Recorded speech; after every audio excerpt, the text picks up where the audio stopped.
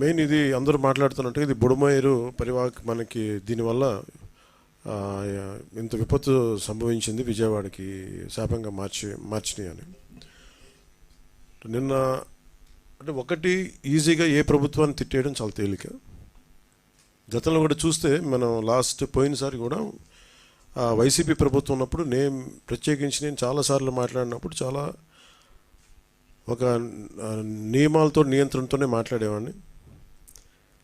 అలాగే మీ దృష్టికి ఏం తీసుకొస్తున్నానంటే బుడమేరు పరివాహక ప్రాంతంలో దాదాపు 90% ఆక్రమణలు ఉన్నాయి.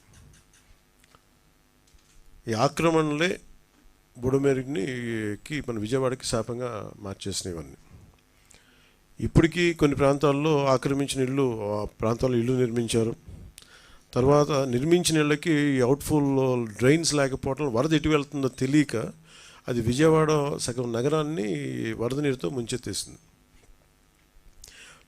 ప్రతిసారి ఇప్పుడు మీరు హైదరాబాద్లో చూసినా కానీ వీళ్ళు వాళ్ళ హైడ్రా అని చెప్పి వాళ్ళు స్టార్ట్ చేసి డెమాలిషన్ డ్రైవ్ కొన్ని వందల చెరువులు ఉన్న ప్రాంతాన్ని, లోతట్టు ప్రాంతాలని, ఫుల్ ట్యాంక్ లెవెల్ ప్రాంతాలని ఒక 20 yearsగా 30 yearsగా ఏం లేదు, వరద లేదు, నీళ్లు లేవు అని చెప్పి ఇల్లు కట్టేయడం జరిగింది అక్కడ కూడా.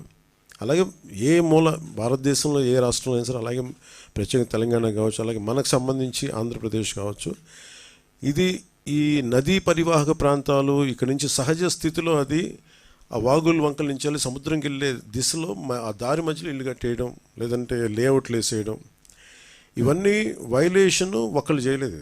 కొన్ని దశాబ్దాలుగా కొంచెం ఇంక్రిమెంటల్గా చేసుకుంటూ వచ్చి అది చేసుకుంటూ వచ్చారు. ఇది కూడా మేము అడ్డగోలుగా కూర్చోబెట్టి ఇది వైసీపీ ప్రభుత్వం మాటలు కాకపోతే వాళ్ళు చేసి ఉండాల్సింది. ఎంతో కొంత ప్రయత్నం కూడా చేయకుండా ఇలాంటి పరిస్థితుల్లో ఇంత సమర్థవంతంగా ఆ వయసులో ఆయన బుల్డోజర్లు ఎక్కి అసలు చేరలేని ప్రదేశాల్లో, వెళ్ళలేని ప్రదేశాల్లో కూడా ఆయన బుల్డోజర్ ఎక్కి, ఆయన పొక్లైనర్లు ఎక్కి, ట్రాక్టర్లు ఎక్కి గౌరవ ముఖ్యమంత్రి గారు అది అప్రిషియేట్ చేయాల్సిందిపై నేను విమర్శించడం ఇది సరైన పద్ధతి కాదు, మార్చుకోవాలి వైసీపీ నాయకులు.